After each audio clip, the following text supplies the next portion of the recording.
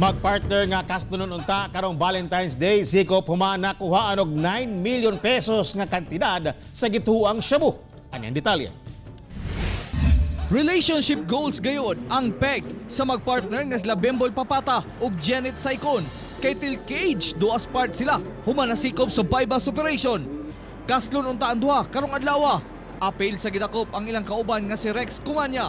Nakuha sa tulo ang sobra media kilo sa shabu nga nagkantidad og 9 million pesos sa operasyon nga gipaygayon sa Tagum City, Davao del Norte. This is the biggest catch ng hindi lamang dito sa Davao City Police Office kundi sa buong Region 11. Gilimod sa mandinakpan nga ilaha ang maong illegal nga droga. Apan si Papata kanhi na nadakpan sa susamang kaso. Ako kabalo sir, kay mura man itong ipatog gina. Gamit ko, sir. Ha? Gamit ko.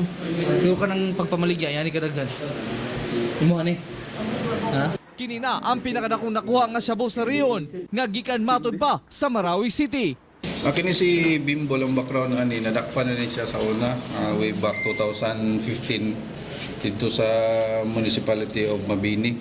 Resulta ito ng intel-driven operations namin kasi previously marami na kaming nahuhuli. Ang maong operasyon nagmalampuson sa hiniusang puwersa sa DCPO o Regional Special Operation Group. Ako, si Real Soroche para sa One Mindanao.